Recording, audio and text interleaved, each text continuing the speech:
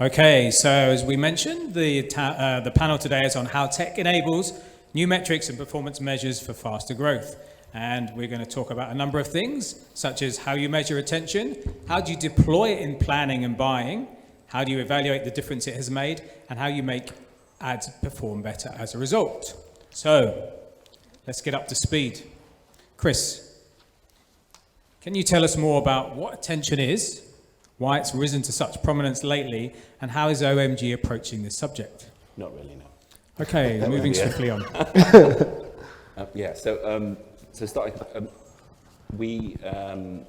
We started working on attention measurement as Omnicom Media Group about 4 years ago. But before we kind of dive into the work that we've done, I think it's a good idea to just set some definitions for anyone in the audience who might not be aware. So everyone knows what the attention means. But in the context of...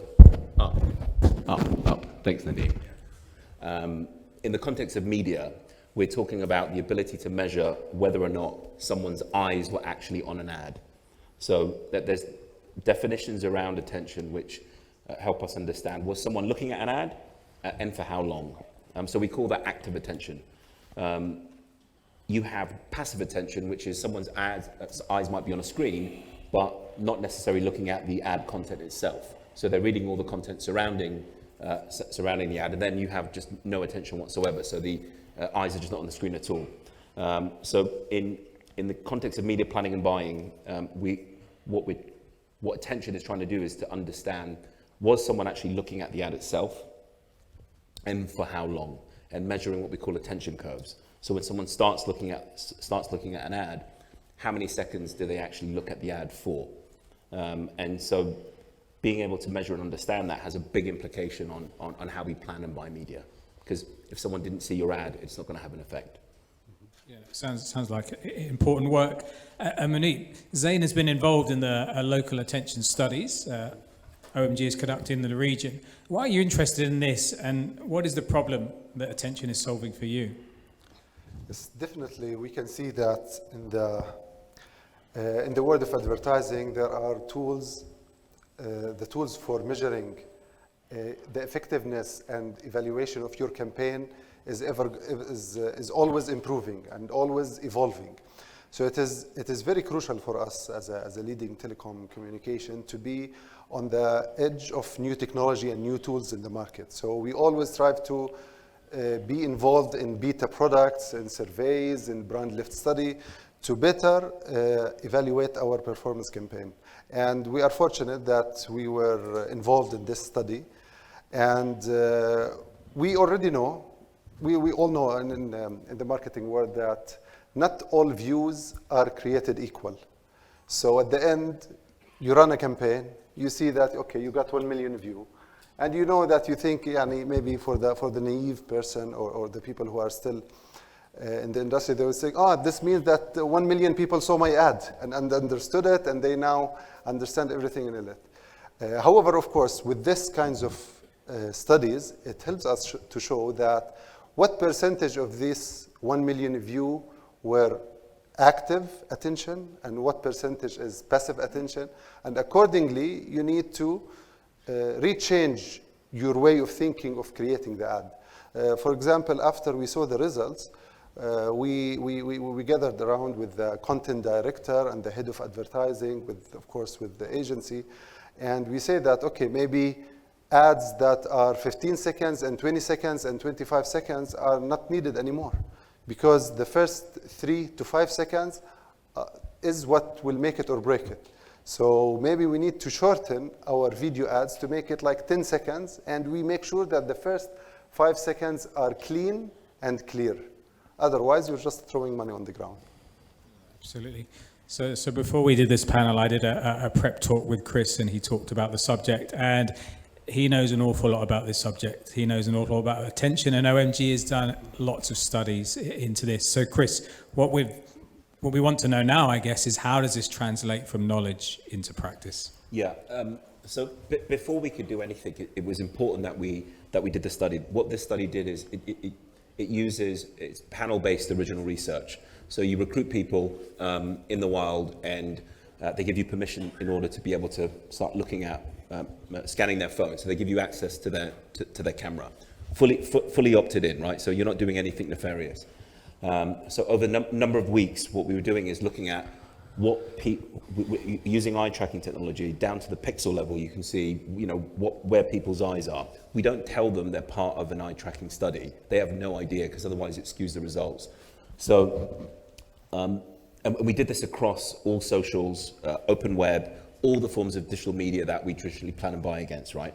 And the purpose of that exercise was to establish benchmarks, to understand at a format level, at a platform level, at a media supply level, what levels of active attention do you get? So if you're buying a real ad on Instagram versus an MPU banner on a website, what kind of active attention do you get? So that generated a massive database of what we call attention curves by format. And we did this research with a company called Amplified Intelligence, with a lady called Dr. Karen Nelson Field. She's kind of probably the biggest thought leader in the space, right? So she's ex-Ehrenberg Bass Institute, and her company is one of the companies, many companies that we work with that help us measure this. So the benchmarking data gave us those levels.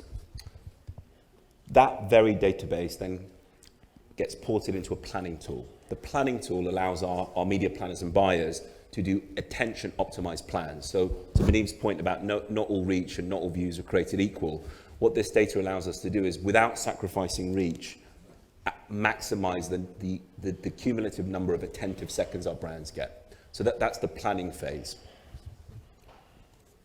So from benchmarking to planning, the next stage is being able to measure.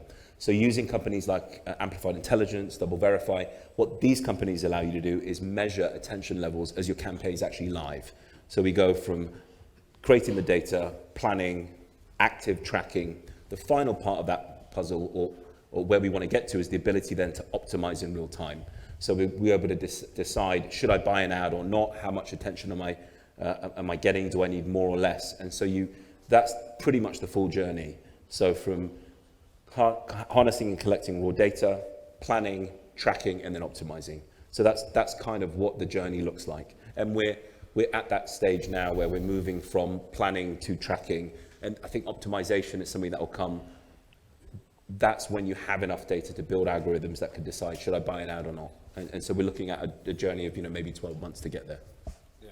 So I confess I didn't know a lot about attention and the measurements and how you're doing this. And I'm by no means an expert, but I definitely feel like there's a lot of good work in this study. So Maneep, you were part of a major study with OMG and MENA last year to measure attention levels. What was your big takeaway, and were there any big surprises that you found? Yeah, definitely. There were many actually big surprises. We kind of knew sometimes of some of the results. We had knew the direction, but to see it in numbers was astonishing.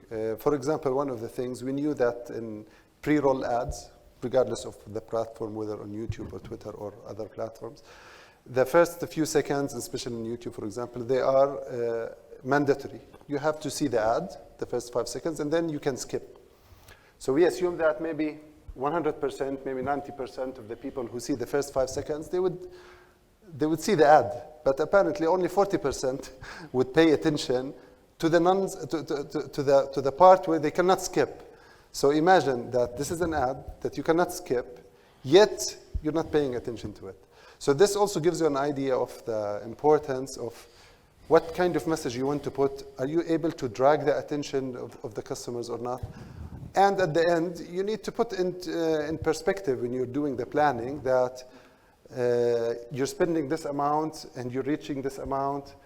These people saw the ad, these people passively saw the ad, and only these people actively saw the ad. And maybe out of these people who actively saw the ad, this is the people who understood the ad. So the more you do analysis, the more you have brand lift studies, where you have control group, exposed group, the better you would be able to see the real impact of your campaign. That's pretty fascinating. So just to recap there, so even with the ads you can't skip, people are still not paying it. Only 40% of people are paying attention. That's what you're saying? This is exactly. And we saw, of course, differences between different platforms. So also the same thing, not all the advertising platforms I don't know, maybe it was a consumer behavior, so people, let's say, on Instagram or TikTok or Facebook or YouTube, they have different kind of approach, whether they are paying attention to the ad or not. This also entails from the advertising platform itself. Yeah. Okay, Dan, just bringing you in. Can you talk to us about how you incorporate attention into planning at OMG? I can. First of all, you have to measure it. So I think that's the key bit. So I wasn't expecting that question. It is very spontaneous, this though. Yeah, the trick that kind of Chris has already touched on is you have to be able to measure something to be able to do something with it. So you have to have that data available. I've got eyes, so I can measure the attention in the room at the moment. It's low, so I need to do something about that. Maybe speak a bit louder, wave my hands around, do a dance like Madonna. I'm not sure. So the way we plan with it, first of all, we have to harvest that data. Like all of our planning, historically, we've planned TV reach curves, or we've planned digital campaigns based on the available data, the targeting. Where is it going to be shown? How long is it going to be shown for? How much does it cost? Is it reaching the right person? What time of day is it going to happen? Is it going to be in the Champions League final if it's a TV spot? Is it going to be a prime session on digital if it's a digital banner or video? This is just the latest piece of measurement data that we add into that mix. And it enables us then to plan to maximum attention. Attention being a good thing. So I mean, I kind of touched on it. I think Manibi, I like the way you spoke about, not all view is created equal, and that's absolutely right. The history of advertising in many ways is a history of common sense. I think we can all agree it's not always that common, but the point is, if someone doesn't see your ad, it's unlikely to work. And I think we've all been in conversations in the past, particularly around the birth of digital, where we've sat there and said, no, you got the impressions, it can still do a job. And you think, can it though? You'd hear it from your seniors, it was definitely in everyone's interest in this room for that to still be working without anyone seeing it. I can level with you, it can't work if you don't see it. And so now we're going a step beyond the viewability or the opportunity to see, and we're planning towards the likelihood that you're not only seeing it, but you are giving it your attention.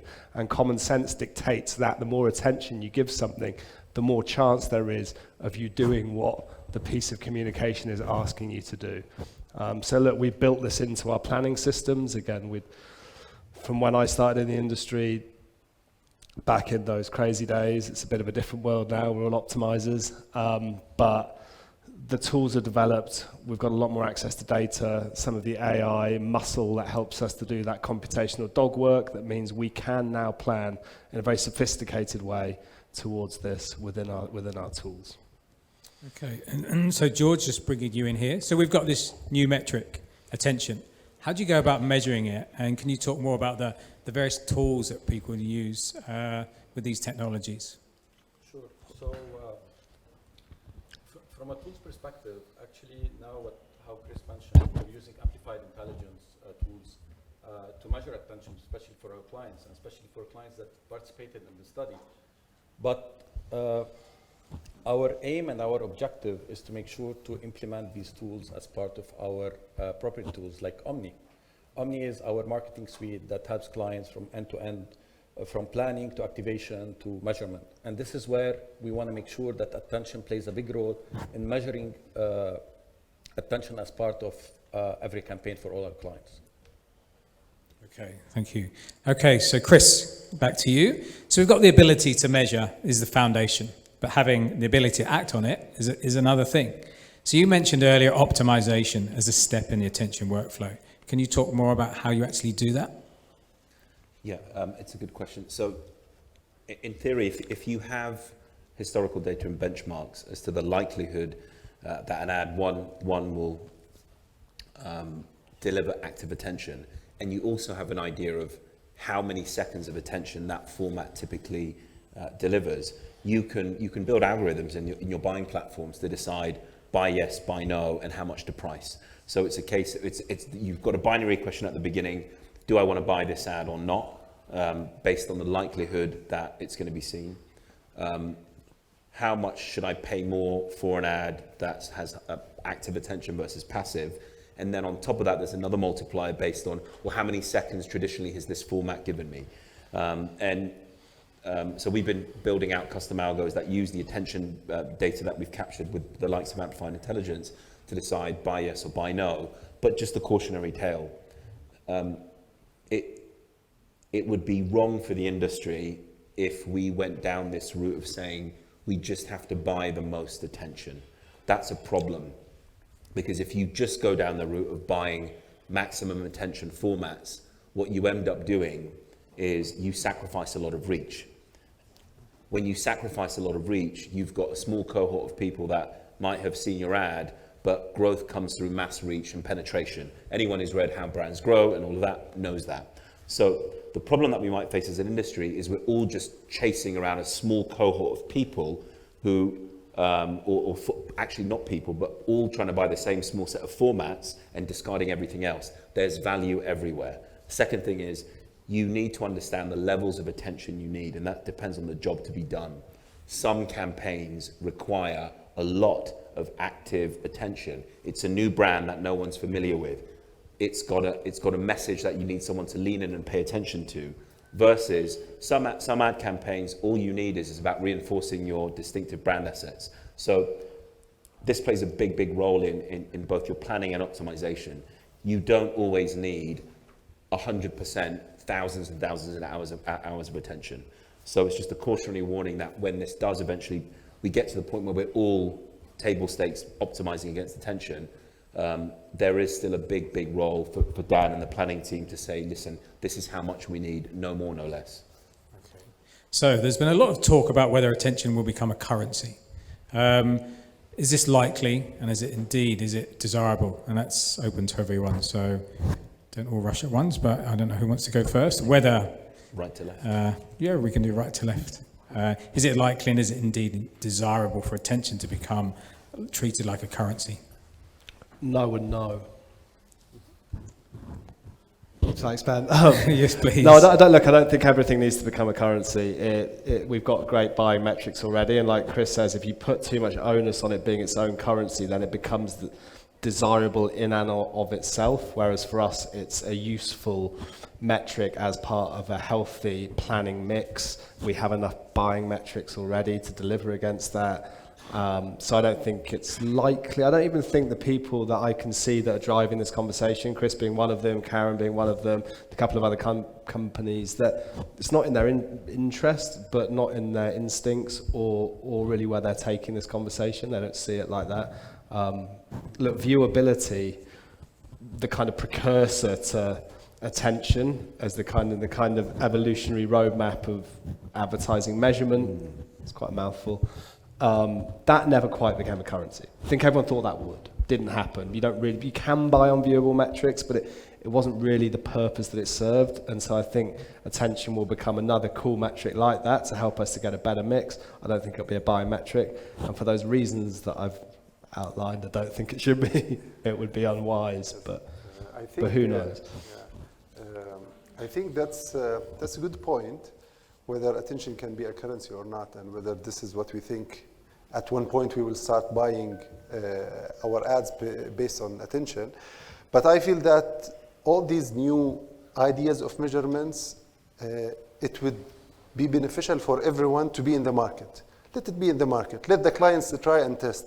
Maybe some clients will find that yes, it is better for them to buy based on attention rather than, let's say, certain conversions or whatever, maybe hardcore acquisitions. And other clients will find out that it is not a good buying model. Maybe other clients would feel that, you know what, a hybrid model where some of our media buying will be based on attention, some of lower funnel, some of upper funnel would be mixed. So if it was up to me, I would keep it open and leave it for the advertisers and the agencies to figure out the best combination.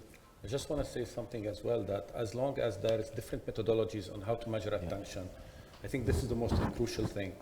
We don't have one methodology on how to measure attention. And as long as we have all these methodologies, it doesn't make sense to use it as a currency yet.